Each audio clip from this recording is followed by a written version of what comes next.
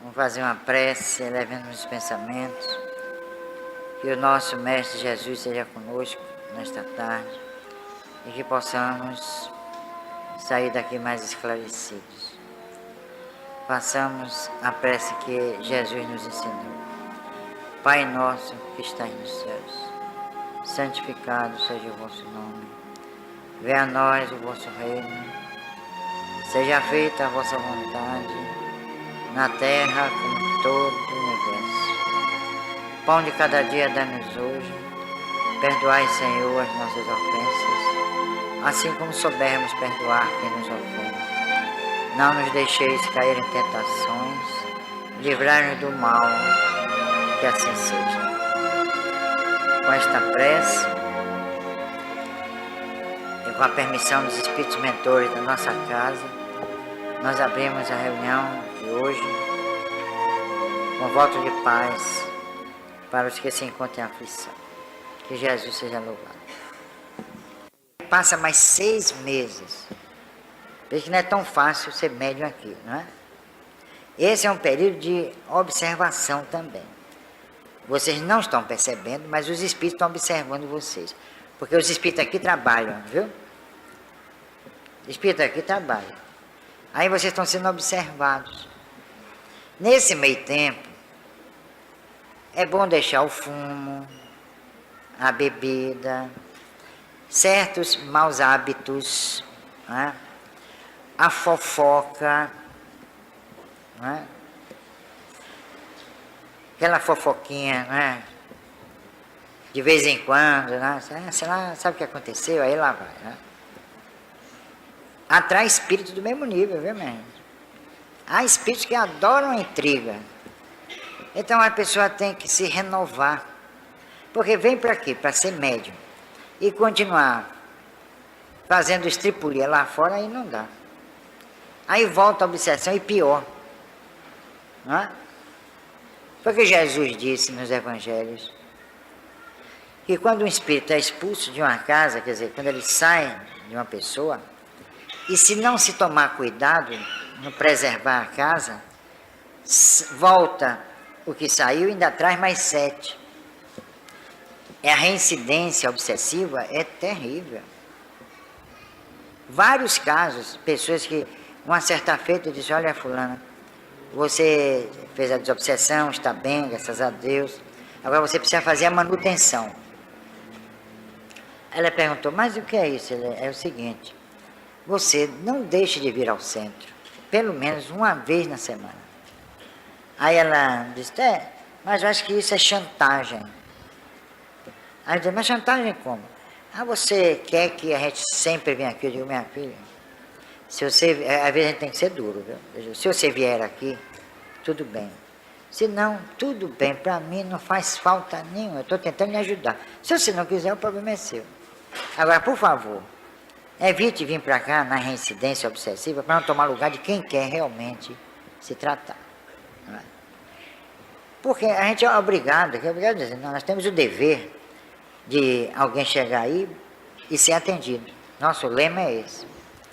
Até quem, os próprios que vêm aqui se tratar, reclamam. E ficam botando defeito no trabalho, reclama de Lindinalva, reclama disso, aquilo lá, reclama disso, reclama daquilo. Mas em centro nenhum vocês encontram isso. Vocês vão lá, não estou falando mal de centro nenhum, pelo amor de Deus. Mas vocês vão lá e marcam para que dia para serem atendidos. Hein?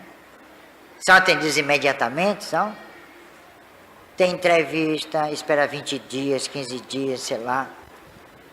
Outro dia uma pessoa chegou aqui e disse que foi num centro, disse: olha, só daqui a 2 meses que a gente pode atender você. Quer dizer, nesse meio tempo a pessoa, né, entra em parafuso mesmo, não é isso? Aqui as pessoas são atendidas logo, ainda se queixam, ainda botam defeito, ainda reclamam.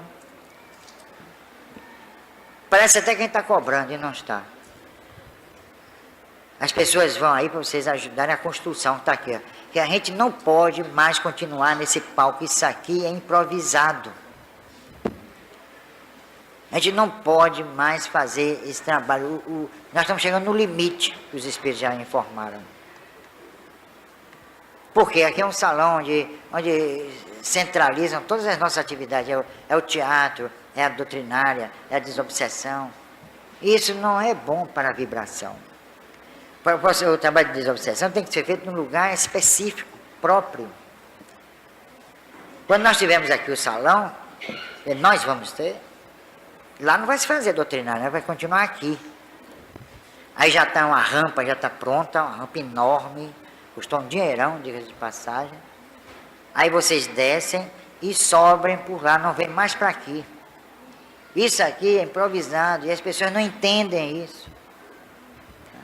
Quando nós estivermos aí direitinho, antes de vocês subirem, vocês vão ser, alguém vai fazer trabalho evangélico com vocês. Mas por enquanto não é possível, porque nós não temos condições, não há instalações. E as pessoas não percebem isso.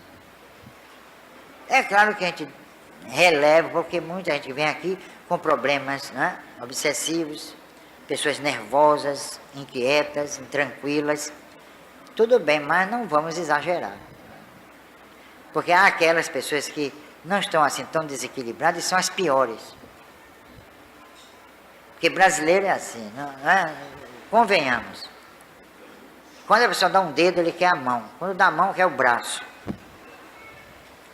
Não é? Ele não respeita nada. Ele quer ser atendido, o resto que se dane. Não é assim, não. O próprio tratamento da desobsessão começa com a disciplina aqui embaixo. Aí chega aí uma algazarra, quando o pessoal desce, não digo vocês, mas esse tititi aí embaixo, isso prejudica a vibração, porque aqui, minha gente, numa casa espírita, tudo é vazado, não tem setores estanques, não. Tudo aqui é o centro. Aqui em cima, embaixo, do lado. Até aqui na praia, vocês reparem que antigamente seria uma algazarra, uma confusão, uma bagunça. Repara a tranquilidade que está aí. Aí também há a influência daqui. Toda essa redondeza aqui sofre a influência benéfica. Então, quando vocês estão aí embaixo, vocês não, o pessoal aqui, né, na bagunça, no tititi, conversando coisa que não tem nada a ver com, né? Isso prejudica a vibração. Não é bom. E quem sai de pior? Somos nós e os médios coitados, que pegam a rebordosa. Então vocês têm que ter cuidado, nos ajudar. Porque o brasileiro é assim, ele bagunça o lugar, depois aí aquilo ali é uma bagunça, ele que bagunçou. Então nos ajudem também, e se ajudem. Que a gente forma aqui uma comunidade, a gente tem que nós temos que ser solidários. E não cada um por si, Deus por todos. A gente tem que se unir em benefício da casa. Quando a gente passa uma rifa, não é para explorar ninguém não, porque faz quem quer, ninguém é obrigado. Vocês estão construindo esse centro. Reparem aí, o governo não deu um tostão. Já pedimos, já batemos em várias portas, ninguém dá nada. Por quê? Porque é espírita. Há muito preconceito. Eu tive com o pessoal numa agência de publicidade para arranjar um espaço na televisão. Eu venho tentando isso há muito tempo. E aí o dono da empresa de publicidade disse para mim, olha, Bernardo, eu vou tentar, mas os anunciantes não querem saber de patrocinar programa espírita, porque outras pessoas já vieram aqui tentar e não conseguiram. E eu não consegui. Essas empresas, lojas, não querem. Porque não sabe o que é espiritismo e pensa que é macumba, que é porcaria. E aí eu disse, bom, então eu proponho o seguinte, a esse pessoal esclarecer. Aí tá bem. Aguardei a resposta. Eles dizem que não querem nem saber, nem ouvir falar. Tá vendo? Então existe preconceito? Existe sim. Existe muito. Medrado, por exemplo, o programa dele acabou. Acabou o patrocínio, acabou o programa. Mas ele deu sorte porque a mãe do dono da Romelsa gostava muito do programa e aí pediu ao filho, né, para essa mãe que o filho atende, aquela história. E aí pediu ao filho para patrocinar e o filho patrocinou graças, né, ao pedido da mãe. Foi assim que aconteceu, não é dizer que não foi, não, porque foi. Mas isso foi num rasgo de generosidade, sei lá, de uma senhora que gostava muito de Medrado. E realmente Medrado tem um carisma muito grande. Não é? Mas eu não tenho esse carisma todo. Né? Preciso contar a mãe de um dono aí de uma fábrica, uma coisa dessa, para também patrocinar. Então existe muito preconceito. O preconceito é flagrante. Ninguém vai dizer que não, porque essa é a grande verdade. Existe um preconceito em relação à doutrina espírita. Vocês mesmos, talvez tenham a noção disso quando em casa, no trabalho, não é não? Em certas famílias há pessoas que não suportam o espiritismo, nem conhecem, nem sabem o que é o espiritismo e se posicionam de uma forma tão refratária à doutrina espírita. No trabalho, por exemplo, principalmente agora com essa onda de protestantes. Uma senhora mesmo disse que vai se mudar de um prédio onde ela mora, porque ela frequenta aqui. E ela compra aquelas fitas, né? Aqui mesmo tem o pensamento de Leopoldo Machado, nosso patrono aqui. E aí ela descobriu que a vizinha de cima era protestante, a de baixo também, e a do lado. Resultado, ela bota a fita e fica na janela. É mentira! Vocês estão com os demônios, mas pintando horrores, hostilizam. Mas eles fazem assim assintosamente, porque acham que são os donos da verdade. Está todo mundo errado, eles estão certos. Não é? Isso é fanatismo. E o fanatismo está tomando conta. E aí as religiões estão reagindo. Por exemplo, a religião católica está reagindo, não é? É cantor disso, é a aeróbica de Deus, né? Daqui a pouco vem o axé, e aí por diante. Estão apelando. Porque descobriram que o brasileiro gosta mesmo é de samba, é de música, é saculejo, né? Descobriram isso. E aí pronto, vai ser um Deus nos acuda. Eu li até na tarde, eu fiquei assim, eu não sei, meu Deus, será que é verdade mesmo? À tarde acho que foi de hoje, de ontem, que Medrado vai gravar CD com músicas espíritas, mas em ritmo de axé. Eu não sei se saiu na tarde. Quem foi que viu aí? Olha lá, não foi? Não saiu na tarde? Arranja um pouquinho de água para mim. Quem leu aí, para não dizer que eu estou inventando aqui, né? Para depois chegar lá, Medrado, Bernardo, porque ficam dizendo isso, tá bom? Ficam no leve trás. Mas eu achei estranho, sabe? Eu não estou aprovando ou desaprovando, não me cabe. Mas será que o espiritismo também está entrando nessa? Daqui a pouco tem um trio elétrico aí, né?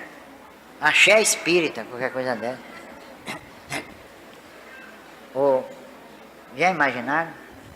Então as religiões estão reagindo, mas não estão reagindo de uma forma séria, estão reagindo de uma forma jocosa, triste, aproveitando o carisma de um padre e a multidão cantando. Olha, nem sempre quem canta os males espanta, viu? Quer dizer, a pessoa canta, se distrai, uma terapia, mas os problemas estão ali. Os problemas continuam, e problemas graves, problemas de ordem moral. Quem vai resolver? Música resolve? Eu até admito a musicoterapia, tudo direitinho. É uma técnica de passar o conhecimento religioso. Só vai cantando, vai assimilando ideias, tudo bem. Mas isso não é o principal, o primordial. Seria uma atividade acessória, paralela. O verdadeiro objetivo da religião é tentar conduzir o homem à felicidade. Mas nessa felicidadezinha que nós concebemos aqui no plano físico, leva o homem ao esclarecimento da sua posição no mundo, responder às graves indagações da humanidade, de onde venho, quem eu sou, para onde vou. Não é só consolar, mas esclarecer, mostrar que nós somos seres eternos, temos responsabilidades espirituais diante da lei de Deus. Esse é o objetivo de toda a religião. Mas não estão mais, desistiram disso, porque estavam vendo que não estava dando certo. O povo quer gandaia, principalmente brasileiro. Não é não? O brasileiro gosta de festa. Principalmente aqui o pessoal do Nordeste, e muito particularmente a nossa Bahia, não é? O pessoal gosta de festa, gosta de se distrair, a vida é curta, curta a vida, e aí por diante. Isso eu não sei até que ponto vai dar certo. Até que ponto, se isso é modismo ou não. Eu só espero que o espiritismo não entre nessa. Porque é um caminho sem volta. E pode ter consequências danosas para o espiritismo. Que a doutrina espírita é a única doutrina que ainda conseguiu se conservar austera e séria nesse Brasil. É a única que ainda conseguiu preservar o seu acervo doutrinário, filosófico, cristão. Mas se descambar para esse negócio de festa, vai ser difícil. Aí vai entrar num estado de popularização, vai se popularizar, e aí é a derrota dele, o espiritismo. Como aconteceu com o chamado cristianismo, que se corrompeu totalmente através do tempo. Não é isso? E ninguém fica pensando aí, Bernardo está atacando, não estou atacando ninguém, estou fazendo um estudo, quer dizer, uma análisezinha en passant, mas uma análise para situar a doutrina espírita nesse contexto aí.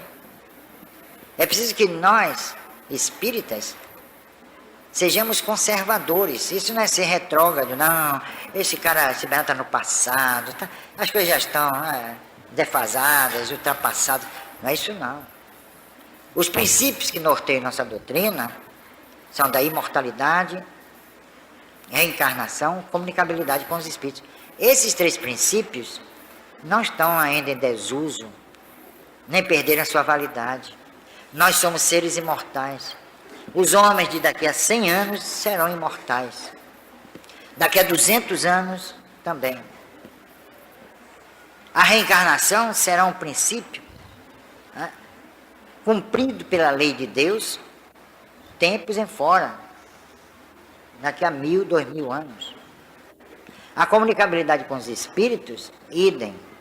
Então nós temos princípios eternos nas mãos. Não são princípios que se tornaram obsoletos durante o tempo, ao longo do tempo.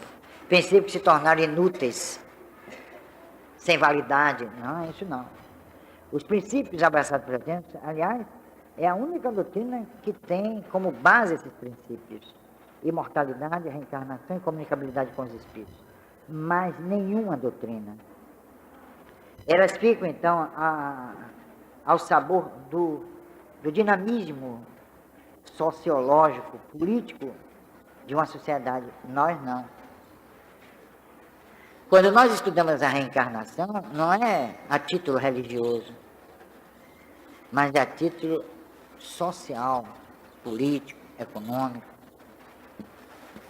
A reencarnação é um instrumento de que se vale a lei de Deus para reabilitar os indivíduos, nós. Isso não tem nada a ver com religião. Nós reencarnamos, sejamos religiosos ou não. Não é um ponto doutrinário dizer assim, os espíritas acreditam. Não, não é de os espíritas acreditam, não. Seja espírito ou não, a pessoa é um ser reencarnado, pode ser budista, pode ser da Igreja Universal, pode ser católico. É aí que está o grande trunfo da doutrina espírita. É que seus princípios não são religiosos, não tem nada a ver com religião. São princípios existenciais. A reencarnação, a imortalidade da alma, o ser é imortal, não tem nada a ver com religião. Atrelaram a religião, mas não tem nada a ver. A lei de causa e efeito, que é a lei moral que rege toda a vida planetária e extraplanetária, a lei de causa e efeito não tem nada a ver com religião. Tem naquela história, se vocês agem bem, se dão bem. Se não, vão se dar mal. E não é a lei que pune, a pessoa que estabelece a sua punição. É uma doutrina muito lógica, muito racional. Eu fico às vezes triste de imiscuir, né? Inoculados assim na doutrina espírita, no movimento espírita, certas práticas ou certas doutrinas que não tem nada a ver com imortalidade, reencarnação e comunicabilidade. Não tem nada a ver. São nomes assim pomposos, bonitos, né? São nomes assim, o Pierre Vai, aí, o criador do holismo, que só deu certo no Brasil. Por isso que ele veio para cá e tem uma universidade holística em Brasília, mas em lugar nenhum do mundo deu certo. Tudo só dá certo aqui. Olha, mãe, quando uma coisa dá certo aqui, eu fico com minhas barbinhas de molho. Quando dá certo aqui, eu fico preocupado. Daqui a pouco entra neurolinguística. Todo mundo quer o autodomínio, o autoconhecimento. Eu falo isso o tempo todo, sabe por quê? Para ver se alguém se toca. Doutrina espírita não tem nada a ver com isso. O problema do homem é moral. Não tem nada de analisar certas posturas psíquicas, né? O problema é moral. Ou o homem se renova, ou tenta renovar a sociedade onde vive, ou ele vai sofrer o tempo todo. E é isso que está acontecendo. Vocês olhem à sua volta e vejam em que país nós estamos. Em que mundo nós estamos vivendo. Não precisa nem ir muito longe. Observe. Se não se tomar uma providência, eu não sei nem que providência será essa, vai ser difícil. É por isso que eu luto muito para a divulgação do espiritismo. Eu me esforço para divulgar o espiritismo. Dizer, você está ultrapassado, Bernardo é radical. Não é isso. É porque a maioria das pessoas não sabe o que é espiritismo. Não conhece, então a gente precisa divulgar. E é isso que eu faço. Eu bato às vezes na mesma tecla, mas deliberadamente. Eu faço isso deliberadamente. Não é porque eu não tenho assunto, não, tem muito. Mas é bom que vocês que vêm aqui saibam, pelo menos tenham uma noção do que é espiritismo. Por isso que as pessoas que vêm trabalhar aqui com a gente, ela tem que passar no mínimo 1 ano e 2 meses, no mínimo, aprendendo o que é espiritismo. Não é um prazo até muito longo, mas é satisfatório. Pelo menos é o que nós consideramos. Então o espiritismo é uma doutrina séria. É uma doutrina que exige estudo. Não tem nada de oba-oba. Vem ao templo, cantar, depois sai, alegre, satisfeito, para enfrentar os problemas. E os problemas são tão graves que não tem alegria que resolva. Aqui é diferente. Às vezes uma pessoa diz, mas você fala assim, eu vim aqui para encontrar uma mensagem de otimismo, de amor, de fraternidade. Eu digo, tudo bem. Tudo que eu falo aqui é justamente visando isso. Meu objetivo é esse. Só que eu lido com um processo obsessivo e não posso ficar enganando as pessoas, ludibriando as pessoas. Todos vamos ser felizes, mas isso é um projeto de cada um. Vai ser o esforço próprio, individual, que vai determinar a felicidade. A felicidade está no próprio homem. Por enquanto, ele acha que felicidade é ter um carro, casa, um bom emprego. Né? Isso é bom, claro. Quem vai enjeitar isso, né? Mas exige uma felicidade espiritual. Porque quando nós partimos para outra vida, a casa fica, o carro fica, o depósito bancário fica. E o que é que nós levamos? Será que não merecemos, as pessoas não merecem trabalhar o seu futuro? O futuro espiritual? Porque ninguém quer pensar no futuro espiritual, sabe por quê? Porque no momento que pensa no futuro espiritual, está pensando na morte, e ninguém quer pensar na morte. A pessoa pensa que vai viver para sempre. Todo mundo morre, menos ela. Ou ele. Então a gente tem que investir também. Preparar o homem para a morte. Como é que se prepara uma pessoa para a morte? Eu acho que o preparo da morte cabe à própria pessoa. Depende dela. Não sou eu aqui que vou preparar vocês para a morte, não. Porque cada um morre de uma forma muito particular. Assim como também nasce. Então as pessoas podem construir seu futuro espiritual desde agora. Mas a dificuldade está justamente no medo que ela tem, as pessoas têm da morte. Não querem enfrentar. É aí que está toda a dificuldade. A gente se esforça, não é isso? As pessoas estudam, fazem concurso, lutam, se acabam, trabalham a vida inteira, constroem um patrimônio. Olha, isso é mais do que louvável. É mais do que louvável. Merece todos os elogios. Então ele preparou a sua vida física aqui. E a vida espiritual, para onde foi? Quem preparou? Aí ele fica então, sabe o quê? Ele fica se valendo da religião.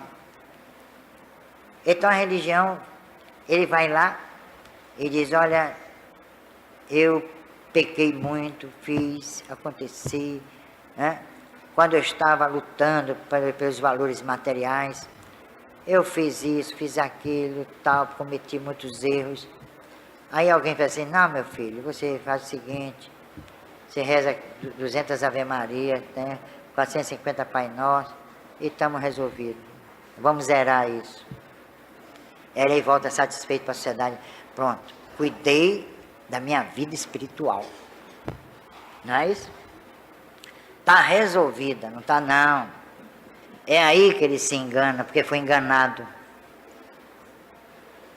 Ninguém tem o poder na Terra de resolver esses problemas humanos, de isentar o homem das suas culpas, dos seus erros morais. Ninguém, Deus não deu essa faculdade a nenhum homem. Porque Deus não seria inteligente. Homens falidos tentando resolver problemas de homens falidos. É aí que, não estou combatendo, não é uma questão de lógica. Eu estou aqui falando de Deus, a inteligência suprema. Eu não quero admitir um Deus que dá a um homem o poder de absorver outros homens. Isso eu não quero, não. Eu jamais confiaria meu futuro moral, espiritual, a quem quer que fosse. Eu não. Deus me deu força suficiente para isso. Porque em vez de a pessoa ir lá e confessar seus erros, por que não lutou para não cometê-los? Por que as pessoas não lutam para combater seus erros, suas tendências degeneradas, negativas. É esse o trabalho, mas ele sabe, ou ela, eles sabem, que pode aprontar e chegar lá, pronto. Você está absorvido. Uma certa feita, eu fui a uma pessoa estava na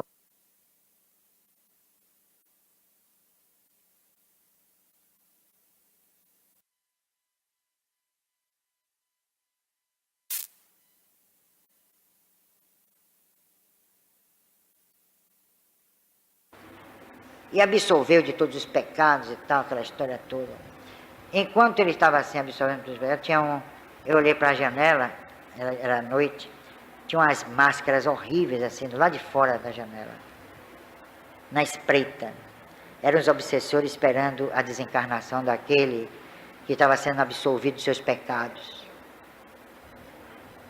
Então eu olhei de cá e disse, olha, quando você fala, alguém pode dizer, Bernardo é contra a religião A, ou é contra a religião B. Mas eu estou contando aqui o que eu vi. E quando houve desprendimento, que quando saiu o pai, quem é que está aí falando aí direto? Estão resmungando aí, quem é? Aí quando a pessoa começou a desencarnar, porque tinha uma família, uma parte era católica e a outra era espírita. Aí entraram num acordo, olha, nós permitimos o padre vir aqui dar extremoção, mas você também permite que um espírita venha aqui para dar um passe. Pronto. Entraram num acordo.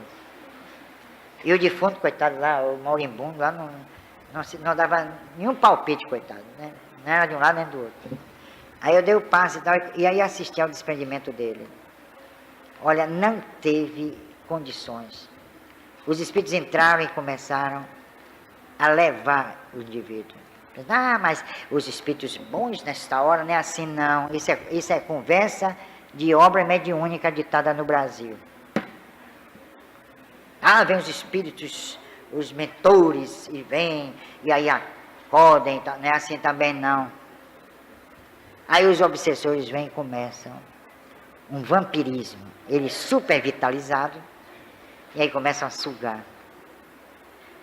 E aí perguntaram assim, Bernardo, como é? Ele está bem? O que é que eu ia dizer? Ele está. Eu ia dizer o quê? Não, nesse momento ele está sendo sugado pelos vampiros do espaço. É isso que eu vou dizer? Eles são práticas inócuas. Nem fedem, nem cheiram. E é nisso que as pessoas acreditam. Confiam seu futuro espiritual a essa gente. Constrói uma vida cheia de opulência, de bens materiais, né? E preocupado com as propriedades. E quantos espíritos voltam completamente enlouquecidos quando deixam suas fortunas e os herdeiros arrasam mesmo. Entram, principalmente se ele for assim seguro, se ele foi seguro. Quando desencarna, aí a herança, divisão. Olha, há questões que rolam há anos no fórum. Mas é uma briga tremenda. Vocês não veem, até em novela não tem isso, né? A disputa pelo poder. É um negócio sério. Há pessoas, já me contaram coisas assim, interessantes, entre aspas. Desencarnou o pai, a mãe, desencarnaram. Ela aí chorosa no cemitério, lamentando, enquanto os irmãos estavam esvaziando a casa. Aí quando ela chegou, eu tenho botou na justiça, estão brigando até hoje. Aí esse espírito vem preocupado, aflito. Meu dinheiro, meu dinheiro. No entanto, quando morreu, foi absolvido, tudo direitinho. Então, minha gente, precisa ter cuidado. Não é o espiritismo que é a melhor doutrina, não. Porque isso acontece antes do espiritismo, já aconteciam essas coisas. Como antes de Jesus também já aconteciam essas coisas. Imortalidade e reencarnação, isso é um fato natural. Não tem nada a ver com religião.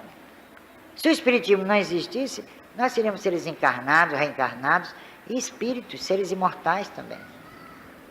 Então é isso que a gente procura chamar a atenção. Vamos construir o nosso futuro espiritual agora com os pés no chão, com calma. Não vamos tentar sair desta vida completamente livres das nossas culpas, porque é impossível. Mesmo que as pessoas vivam 100 anos, é impossível. Para isso existe a reencarnação. É um instrumento da lei de Deus. E é através dela que nós vamos conhecendo a nossa própria realidade e construindo o nosso futuro. Agora, aqueles que têm a felicidade de conhecer a doutrina espírita, ele pode se trabalhar, pelo menos tentar, mas não de uma forma assim, esotérica, mas de uma forma real, objetiva. Controlar os pensamentos, as ideias, as atitudes, os impulsos, não é fácil. E nesta vida, esta vida somente não vai resolver a questão. Não é pessimismo, é uma grande realidade. Nós ainda estamos num planeta de provas e expiações. Nós ainda somos assaltados pelas culpas do passado. E nós precisamos resolver isso. A ideia que nós fazemos de Deus, de mundo, de vida, é uma ideia muito tacanha, muito acanhada.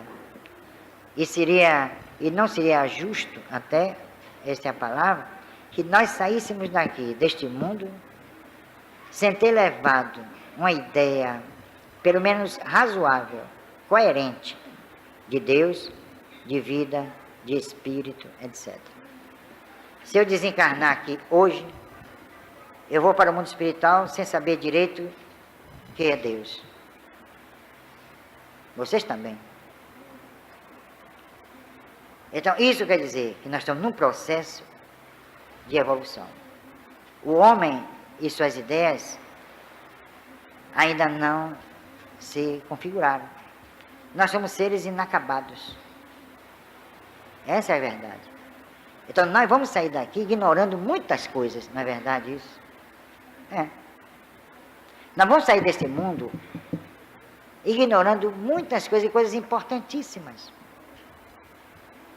Então, eu não posso admitir que uma pessoa saia daqui livre de todos os seus problemas, conhecendo profundamente a vida, a morte, Deus e tudo mais.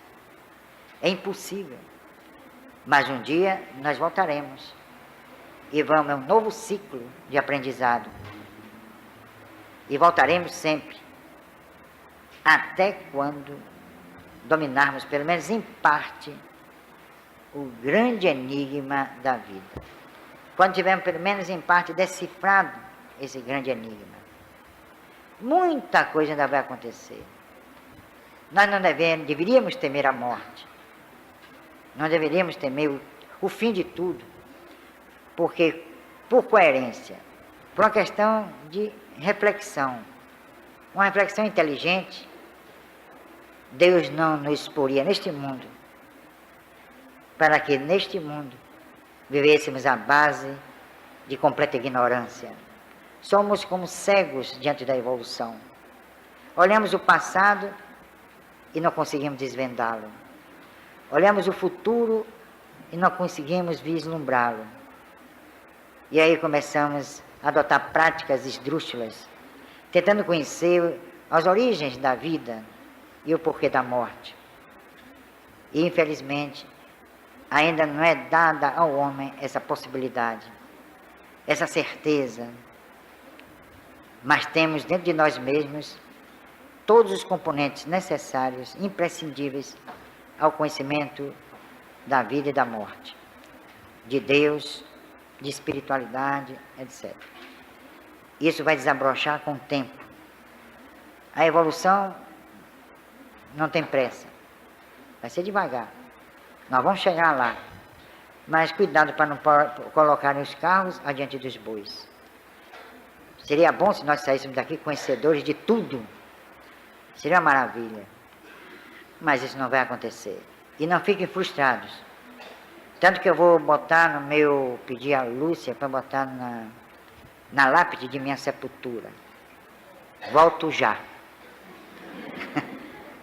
E pronto, acabou.